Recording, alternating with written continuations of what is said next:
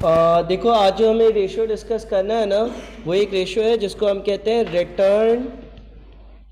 Return on investment.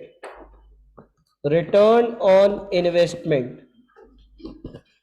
अच्छा, return on investment जो है, इसको अगर हम देखें तो रिटर्न ऑन इन्वेस्टमेंट का मतलब है प्रॉफिट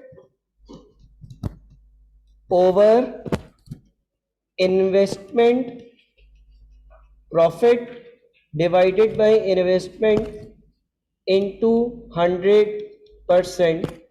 ये इसका फॉर्मूला है। सही है। अब रिटर्न ऑन इन्वेस्टमेंट जो है ना, वो एक रिलेटिव मेजर है। रिटर्न ऑन इन्वेस्टमेंट जो है ना, वो एक रिलेटिव मेजर है। सर, रिलेटिव मेजर क्या होता है? देखो, दो तरह की चीजें होती हैं। एक कहलाता है आपका एब्सोल्यूट मेजर, और एक कहलाता है आपका रिलेटिव मेजर।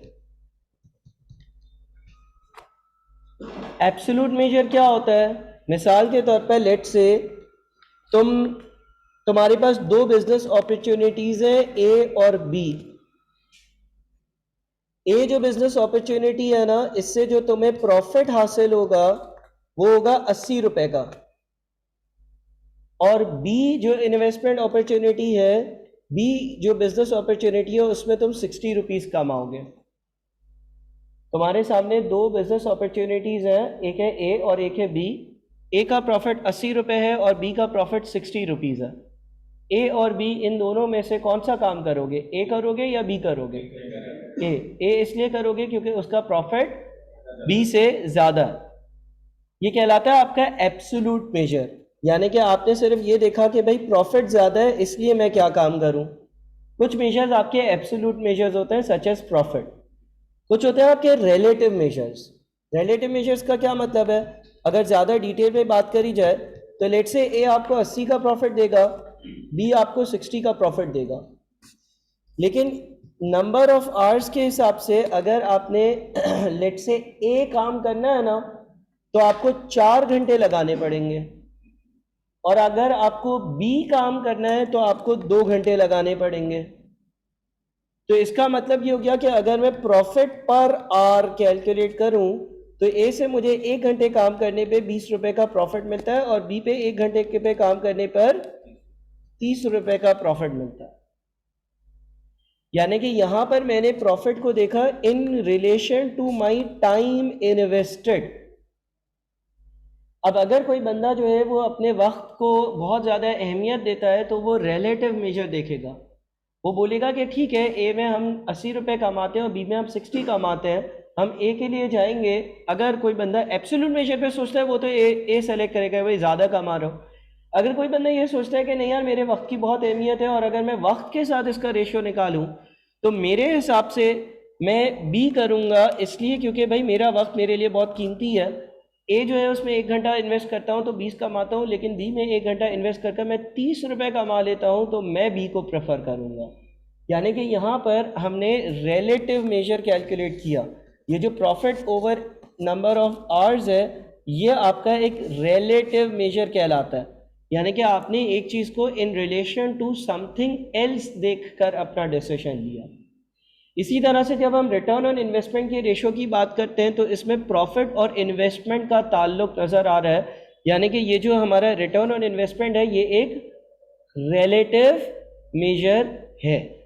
अच्छा, इस रिलेटिव मेजर में दो चीज़ें आ सकती हैं। इस रिलेटिव मेजर में जो सब कैटेगरीज आपसे कैलकुलेट करवाई जाती हैं, 3 भी हो सकती हैं, लेकिन जनरली 2 होती हैं। वो 2 सब कैटेगरीज क्या होती हैं? पहली आपकी जो कैटेगरी होती है वो कहलाता है आपका return return return on equity. पहली जो कैटेगरी आपकी कहलाती है वो कहलाती है return on equity. Return on equity कैसे कैलकुलेट होता है? पहले इसका फॉर्मूला लिख देता हूं। Return on equity is equals to profit after tax. Return on equity is equals to profit after tax. Return on equity is equals to profit after tax divided by shareholders equity. पहले मैं सिर्फ और सिर्फ ये ratios mention कर रहा हूँ, इसकी कोई ख़ास डिस्कशन अभी नहीं कर रहा, वो मुझे समझानी है। मल्टीप्लाइड बाय 100% परसेंटेज में कन्वर्ट करने के लिए दूसरा जो रिटर्न ऑन इन्वेस्टमेंट की सब कैटेगरी है वो है return on capital, return on capital employed, return on capital employed. Return on capital employed calculate करने के लिए मैं अपने profit before interest and tax, profit before interest and tax, profit before interest and tax को divide करता हूँ capital employed से। Sir ये सारी टर्म्स क्या होती हैं? हाँ ये मैं बिल्कुल बताऊंगा, लेकिन पहले मैं ये रेशियो लिख तो लूँ। ठीक है, तो ये दो रेशियोज आप कैलकुलेट करते हो, ये रिटर्न ऑन इन्वेस्टमेंट की कैटेगरी में आते हैं। अब सबसे रिक्वेस्ट होगी कि साथ साथ आप कॉपी भी करते जाओगे, तो घर पर फिर जब आप लेक्चर देख लोगे तो ये सारी चीज़ें रिकॉल हो जाएंगी, लेकिन रजिस्टर में घर पर लिखने का आपको मूड बिल्कुल भी नहीं होगा, तो लिखते जाना। देखो अब यहाँ पर रिटर्न ऑन इन्वेस्टमेंट के मैंने कहा कि दो कैटेगरीज है, एक रिटर्न ऑन इक्विटी है, return on equity profit after tax divided by shareholders equity into 100%, और दूसरा रिटर्न ऑन कैपिटल एम्प्लॉयड जो कि profit before interest and tax divided by capital employed multiplied by 100% है। अब हमें ये देखना है कि आखिर शेयर होल्डर्स इक्विटी क्या है, आखिर कैपिटल एम्प्लॉयड किस चीज़ को कहते हैं। तो अगर हम ये चीज़ें देखें ना, तो हमें एक मशहूर ज़माना अकाउंटिंग इक्वेशन मालूम है, और वो अकाउंटिंग इक्वेशन हमारा होता है assets is equals to capital, assets is equals to capital plus liability, assets is equals to capital plus liability. अच्छा, इस assets is equals to capital plus liability वाली इक्वेशन में हमारे पास दो तरह के एसेट्स होते हैं। ठीक है, वो दो तरह के एसेट्स क्या होते हैं? Number one non current assets, number two current assets. Assets हमारे दो तरह के होते हैं, एक कहलाते हैं हमारे नॉन करंट एसेट्स और एक कहलाते हैं हमारे करंट एसेट्स। इसी तरह से जब हम इक्वल्स टू के राइट साइड पर आते हैं तो एक चीज़ है कैपिटल, कैपिटल के अलावा जो लायबिलिटी है, इसमें दो तरह की लायबिलिटीज होती हैं, एक आपकी करंट लायबिलिटी कहलाती है और एक आपकी नॉन करंट लायबिलिटी कहलाती है। ठीक है, एक आपकी करंट लायबिलिटी कहलाती है और एक आपकी नॉन करंट लायबिलिटी कहलाती है। अच्छा, अगर मैं अपने इक्वेशन में करंट लायबिलिटी को लेफ्ट साइड पे ले आऊं तो ये बनेगा non current assets plus current assets minus current liability is equals to capital plus non current liability. Non current assets plus current assets minus current liability is equals to capital plus non current liability. Non current assets plus current assets minus current liability is equals to capital plus non current liability. मैं सिर्फ और सिर्फ अपनी current liability को जो है वो left side पर लेकर चला गया। नॉन करंट एसेट्स क्या होते हैं सर? नॉन करंट एसेट्स हर वो चीज़ें जो आपके बिजनेस में होती है, जो आपको लॉन्ग टर्म बेनिफिट देती है और 1 साल से ज़्यादा उसकी यूजफुल लाइफ होती है। For example non current assets में बिल्डिंग है, प्लांट है, मशीनरी है, वैन है, ये सारी चीज़ें मेरे नॉन करंट एसेट्स में आती हैं। नॉन करंट एसेट्स को मैं अपने बिजनेस में यूज़ कर और इनकम जनरेट करने की कोशिश करता हूँ। करंट एसेट्स क्या है? करंट एसेट्स में स्टॉक है, डेटर्स है, कैश एट बैंक है, cash in bank in hand है। ये भी वही सारी चीज़ें हैं जो मैं इस्तेमाल करता हूँ in order to generate economic return, या ये वो सारी चीज़ें होती है जो मुझे विद इन 1 ईयर बेनिफिट देती है। नॉन करंट एसेट और करंट एसेट्स को ख़रीदने के लिए आपको पैसों की ज़रूरत होती है। कुछ हल्की फुल्की फाइनेंसिंग करंट लायबिलिटी के थ्रू हो जाती है, लेकिन करंट लायबिलिटी वो लायबिलिटी होती है जिसको विद इन 1 ईयर पे ऑफ करना है। लिहाजा ये वो लायबिलिटी नहीं होती है जो बहुत टाइम तक मेरे कंपनी में एम्प्लॉयड रहे, यानी कि ये वो फाइनेंसिंग नहीं होती है जो किसी ने मुझे कोई चीज़ दे दी और बोला कि पैसे मैं 5 साल 10 साल बाद दूंगा। लेकिन जब हम इन चीज़ों को ख़रीदने जाते हैं तो जो हमारे पास मेन फंडिंग अवेलेबल होती है या आनी चाहिए या आती है ना, वो हमारे कैपिटल से और नॉन करंट लायबिलिटीज से आती है।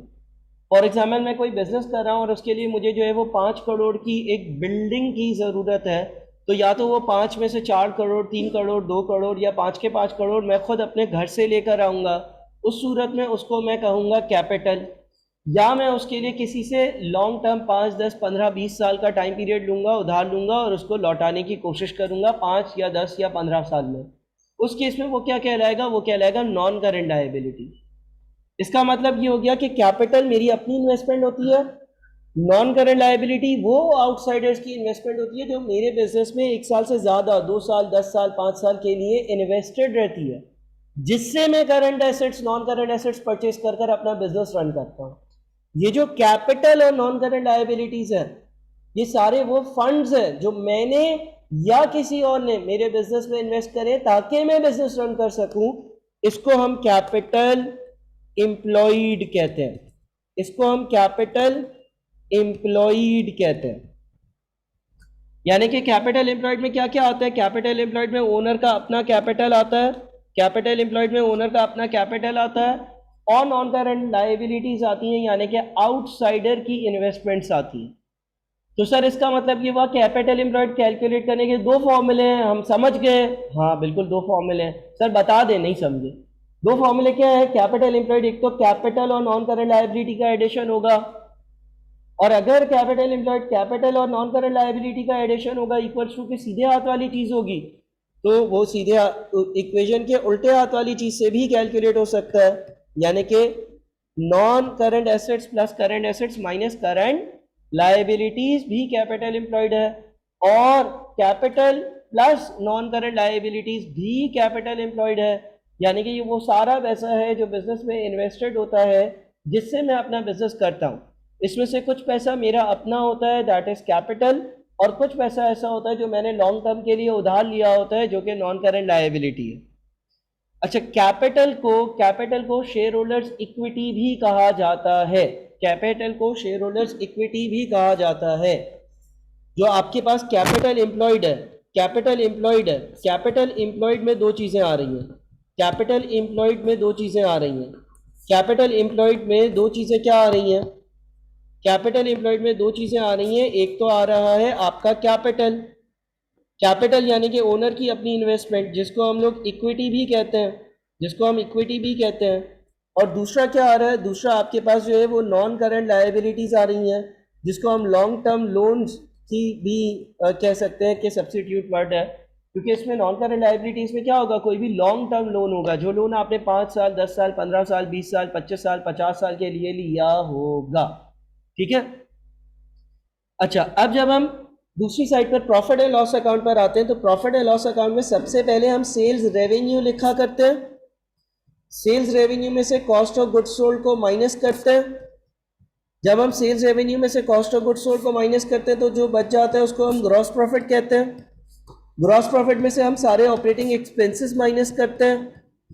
जब हम सारे ऑपरेटिंग एक्सपेंसेस माइनस कर देते हैं, जब हम सारे ऑपरेटिंग एक्सपेंसेस माइनस कर देते हैं, फिर जो प्रॉफिट बचता है उसको profit before interest and tax कहते हैं। Profit before interest and tax कहते हैं। अच्छा, सेल्स रेवेन्यू क्या है? जो कस्टमर से पैसा आया। कॉस्ट ऑफ गुड्स सोल्ड क्या है? जो उस चीज़ को खरीदने या बनाने के लिए जो चीज़ मैंने बेची है, खर्चा लगा। फॉर एग्जाम्पल ये एसी है। एसी अगर मैं 40,000 का खरीद रहा हूँ, 50,000 का बेच रहा हूँ, तो सेल्स रेवेन्यू 50,000 है, कॉस्ट 40,000 है, ग्रॉस प्रॉफिट 10,000 बच गया। ऑपरेटिंग एक्सपेंसेस दूसरे सारे खर्चे होते हैं। ऑपरेटिंग एक्सपेंसेस में rent, heating, lighting, depreciation, bad debts का खर्चा, ये सारी चीज़ें आती हैं। उसके बाद मुझे profit before interest and tax बच जाता है। Profit before interest and tax में से क्या माइनस होता है? Profit before interest and tax में से इंटरेस्ट का एक्सपेंस माइनस होता है। अगर किसी कंपनी ने कोई लोन लिया हुआ है तो वो उस पर इंटरेस्ट दे रही होगी, वो माइनस होता है। जब इंटरेस्ट माइनस हो जाता है तो जो बच जाता है वो प्रॉफिट बिफोर टैक्स बच जाता है। प्रॉफिट बिफोर टैक्स में से टैक्स का एक्सपेंस माइनस होता है। जब टैक्स का एक्सपेंस माइनस हो जाता है, फिर प्रॉफिट आफ्टर टैक्स की वैल्यू आ जाती है। ये प्रॉफिट आफ्टर टैक्स की वैल्यू जो है, ये कैलकुलेट करते वक्त हमने सेल्स रेवेन्यू में से कॉस्ट ऑफ गुड्स सोल्ड को, ऑपरेटिंग एक्सपेंसेस को, इंटरेस्ट के एक्सपेंस को, टैक्स के एक्सपेंस को, सारी की सारी चीज़ों को माइनस कर दिया होता है। इसमें से मैंने इंटरेस्ट वाले को इंटरेस्ट दे दिया, टैक्स वाले को, गवर्नमेंट को टैक्स दे दिया, ऑपरेटिंग एक्सपेंसेस भी माइनस कर दिए, कॉस्ट ऑफ गुड्स सोल्ड भी माइनस कर दिया, सारे खर्चे माइनस कर दिए। तो इसका मतलब ये होता है कि ये जो एंड में आपके पास ये जो प्रॉफिट आफ्टर टैक्स बच जाता है, ये सारे के सारे खर्चे माइनस करने के बाद होता है। लिहाजा ये वो अमाउंट होता है जो कंपनी के ट्रू ओनर्स को मिल जाता है, यानी कि कंपनी के जो शेयर होल्डर्स होते हैं, जिनकी कंपनी में शेयर इक्विटी होती है, शेयर होल्डर्स इक्विटी होती है, जिनका कंपनी में कैपिटल इन्वेस्टेड होता है, उनको मिल जाता है। अब मान लो कि प्रॉफिट आफ्टर टैक्स जो है ना वो 200 रुपये है, तो कंपनी दो काम कर सकती है। कंपनी ये कर सकती है कि ये पूरा का पूरा 200 रुपये जो है इसके जो कंपनी के इन्वेस्टर्स थे उनको दे दे, और जो कंपनी के इन्वेस्टर्स थे, शेयर होल्डर्स थे, वो ये घर ले जाएं और मौज मस्ती कर लें। दूसरा तरीका क्या है कि कंपनी ये 200 रुपये इन लोगों को ना दे, बल्कि कंपनी 200 रुपये बिजनेस में ही रहने दे, ताकि बिजनेस को और मज़ीद ग्रो करा जाए। बहरहाल दोनों तरीक़ों से जो कंपनी के ट्रू ओनर्स हैं उन्हीं का फ़ायदा है। अगर उनको दे दिए जाएंगे तो डिविडेंड कहा जाएगा और वो इस्तेमाल कर लेंगे, नहीं दिए जाएंगे तो कंपनी में री इन्वेस्ट हो जाएंगे। कंपनी की 2 फैक्ट्री थी, तीसरी फैक्ट्री लगा ली जाएगी, तो भी वो ओनर्स को ही फ़ायदा देगी। यानी कि ये जितना भी प्रॉफिट आफ्टर टैक्स होता है ये किसको मिलता है? ये कंपनी के ट्रू ओनर्स को या शेयर होल्डर्स को दिया जाता है या उन्हीं को मिलता है। अच्छा, रिटर्न ऑन इन्वेस्टमेंट का पहला जो रेशियो है उसका क्या फॉर्मूला हमने देखा? रिटर्न ऑन इन्वेस्टमेंट का जो पहला रेशियो है रिटर्न ऑन इन्वेस्टमेंट में return on equity, return on equity का क्या फॉर्मूला देखा हमने? Profit after tax divided by shareholders equity. अब मिसाल के तौर पर एक बिजनेस है, उसका 200 रुपये का प्रॉफिट आफ्टर टैक्स है, यानी कि सारे खर्चे निकालने के बाद 200 रुपये बच गए, और लेट से इसके शेयर होल्डर्स ने, इस कंपनी के शेयर होल्डर्स ने इस बिजनेस में लेट से 20,000 रुपये इन्वेस्ट करे थे, तो return on equity in terms of percentage कितना आएगा बताओ? 200 डिवाइडेड बाई 20,000 मल्टीप्लाइड बाई 10% कितना बनता है? या 2000 कर लो, चलो 2000 कर लो, नीचे 2000 कर लो, 10% बनता है? 10% बन रहा है। 10% का मतलब होता है 10/100, और रेशियो किस चीज का है? Profit after tax divided by shareholders equity का। और रेशियो हमने पढ़ना है, लास्ट क्लास में सीखा था, हम डिनोमिनेटर से स्टार्ट करते हैं। तो 10% का मतलब ये है कि हर 100 रुपये की शेयर होल्डर्स इक्विटी के अगेंस्ट कंपनी को 10 रुपये का प्रॉफिट हो रहा है। हर 100 रुपये की शेयर होल्डर्स इक्विटी के अगेंस्ट कंपनी को 10 रुपये का प्रॉफिट हो रहा है। कंपनी में अगर शेयर होल्डर्स ने 100 रुपये इन्वेस्ट करे हैं तो कंपनी उसको 10 रुपये कमा कर दे रही है। हर 100 रुपये पे 10 रुपये का प्रॉफिट हो रहा है, हर 100 रुपये पे कंपनी 10 रुपये कमा रही है। हर 100 रुपये पे 10 रुपये कमाए जा रहे हैं, जिसमें सारे खर्चे माइनस हो चुके हैं। अगर कंपनी में किसी ओनर ने 100 रुपये रोके हैं, 100 रुपये इन्वेस्ट करे हुए हैं, तो वो उस 100 पे 10 रुपये कमा रहा है, क्योंकि 2000 पर अगर 200 कमा रहा हो तो हर 100 रुपये पे 10 रुपये कमा रहा हूँ। ये profit after tax divided by shareholders equity से आता है। अच्छा, यहाँ पर ये भी याद रहे कि शेयर होल्डर्स इक्विटी में बहुत सारी चीज़ें आती हैं। जब हम कंपनी की बात करते हैं ना, तो कंपनी की, इंडिविजुअल की नहीं, कंपनी की शेयर होल्डर्स इक्विटी में बहुत सारी चीज़ें हैं। क्या क्या हो सकता है? कंपनी की शेयर होल्डर्स इक्विटी में आपने शायद सुना होगा शेयर कैपिटल, और कुछ सुना है क्या? कभी आपने शेयर प्रीमियम के बारे में सुना है? शेयर प्रीमियम भी कंपनी के ट्रू ओनर्स की इन्वेस्टमेंट है। क्या कभी आप लोगों ने रिटेन अर्निंग्स के बारे में सुना है? रिटेन अर्निंग्स भी कंपनी के ट्रू ओनर्स की इन्वेस्टमेंट है। रिटेन अर्निंग्स का मतलब ये है कि कमाया था लेकिन घर नहीं लेकर गए, वहीं रहने दिया ताकि बिजनेस एक्सपेंड हो रहा हो। किसका? केस पे शेयर होल्डर्स का। तो शेयर होल्डर्स की इन्वेस्टमेंट ही हुई ना, क्योंकि ये घर नहीं लेकर गए, यानी कि कमा कर वहीं रख दिया। इसके अलावा इसमें कोई जनरल रिजर्व हो, रिजर्व सुने कभी? वो भी सारी चीजें शेयर होल्डर्स इक्विटी में आती है। ठीक है। अच्छा सर, कौन सा रेशियो अच्छा होगा? देखो, जिस कंपनी का रिटर्न ऑन इक्विटी ज्यादा होगा उधर एक शेयर होल्डर इन्वेस्ट करेगा। अगर लेट से तुम्हें बताया जाए कि दो बिजनेस है, एक बिजनेस का रिटर्न ऑन इक्विटी 5% है, दूसरे का 8% है, किधर इन्वेस्ट करोगे? 8% पर, क्योंकि तुम्हें पता है हर 100 पर वहां पर 8 रुपए कमाऊंगा। 5% वाली जगह पर हर 100 रुपए में 5 रुपए कमाऊंगा। सही है? बात समझ में आ रही है? तो ये आपका रिटर्न ऑन इक्विटी का रेशियो है, जो आपका पहला रेशियो है। ये आपका रिटर्न ऑन इक्विटी का रेशियो है। ये रिटर्न ऑन इन्वेस्टमेंट के रेशियोज में जो दो रेशियोज थे उसमें से एक रेशियो है। इसका फॉर्मूला मेंशन है, हाँ हैंड आउट में मेंशन है। जो बातें कर रहे हो सर हम लिख नहीं पा रहे हैं वो भी मेंशन है, हाँ वो भी मेंशन है, ठीक है। लेकिन फिर भी लिख लो, क्यों लिख ले सर, याद रहेगा, पेपर में लिखना होगा। अब आप लोगों का पीआरसी एएफसी वाला पेपर तो होगा नहीं, तो कुछ हद तक याद रहे। इसी तरह से अब हम रिटर्न ऑन कैपिटल एम्प्लॉयड की बात करते हैं। देखो जब हम रिटर्न ऑन कैपिटल एम्प्लॉयड की बात करते हैं, रिटर्न ऑन कैपिटल एम्प्लॉयड का क्या फॉर्मूला है? Profit before interest and tax divided by capital employed into 100%। अच्छा जब हम कैपिटल एम्प्लॉयड की बात करते हैं, कैपिटल एम्प्लॉयड कैसे कैलकुलेट होता है?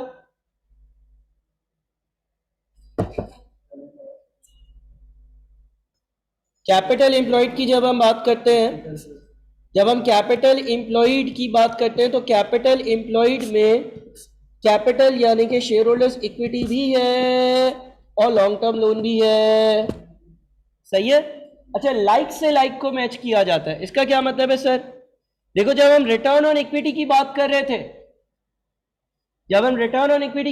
थे, तो डिनोमिनेटर में किन लोगों की इन्वेस्टमेंट थी? क्या सबकी इन्वेस्टमेंट थी? नहीं, कंपनी के ओनर्स की इन्वेस्टमेंट थी। जब हम रिटर्न ऑन इक्विटी की बात कर रहे थे तो डिनोमिनेटर में शेयर होल्डर्स इक्विटी आ रहा था। और शेयर होल्डर्स इक्विटी क्या होता है? शेयर होल्डर्स इक्विटी को आप कह सकते हो ओनर्स इन्वेस्टमेंट, ओनर की इन्वेस्टमेंट आ रही थी। और ऊपर प्रॉफिट आफ्टर टैक्स आ रहा था। प्रॉफिट आफ्टर टैक्स किसको मिलता है? ओनर को मिलता है। तो आप देख रहे थे ओनर ने कितना पैसा लगाया और कितना पैसा कमाया। तो ओनर ने 200 रुपए लगाए, 2000 रुपए लगाए और 200 रुपए कमाए, इसका मतलब ओनर 10% कमा रहा है। जिसका ऊपर रिटर्न, नीचे उसकी इन्वेस्टमेंट। रिटर्न ऑन इक्विटी में ऊपर प्रॉफिट आफ्टर टैक्स, क्योंकि ये सारा पैसा ओनर को मिलता है। तो नीचे शेयर होल्डर्स इक्विटी, क्योंकि ये ओनर की अपनी सारी की सारी टोटल नेट इन्वेस्टमेंट होती है। देखिए जब हम रिटर्न ऑन कैपिटल एम्प्लॉयड की बात करते हैं, तो ऊपर आ रहा है profit before interest and tax, यानी कि इसको हम ऑपरेटिंग प्रॉफिट भी बोलते हैं। ये हमारे फॉर्मेट के हिसाब से ये वाला प्रॉफिट है। ऑपरेटिंग प्रॉफिट या profit before interest and tax जो है, ये क्यों लिया? क्योंकि इसमें सारे खर्चे माइनस हुए, लेकिन इंटरेस्ट और टैक्स माइनस नहीं हुआ। इंटरेस्ट माइनस नहीं करना था इसलिए लिया। क्यों? क्योंकि नीचे जब इन्वेस्टमेंट दिखा रहा हूं तो इन्वेस्टमेंट में भी मैं क्या दिखा रहा हूं? कैपिटल एम्प्लॉयड दिखा रहा हूं, यानी कि सबकी इन्वेस्टमेंट दिखा रहा हूं। और अगर लेट से ये 15% आता है तो इसका मतलब होता है 15/100, इसका मतलब होता है पीबीआईटी अपॉन कैपिटल एम्प्लॉयड, यानी कि हर 100 रुपए जो बिजनेस में इन्वेस्ट हुए हैं, चाहे वो ओनर ने खुद किए हैं चाहे वो किसी आउटसाइडर ने किए हैं, उस पर 15 रुपए बिजनेस कमा कर दे रहा है, या 15 रुपए का ऑपरेटिंग प्रॉफिट दे रहा है। अगेन ये बड़े सीधे सीधे सिंपल से जो है वो शरीफ से रेशो है। जिस कंपनी का ज्यादा होगा इन्वेस्टमेंट उसी कंपनी में करोगे, जिस कंपनी का ये रेशो ज्यादा होगा इन्वेस्टमेंट उसी कंपनी में करोगे, वो कंपनी आपके लिए फायदेमंद कंपनी होगी। सही कह रहा हूं?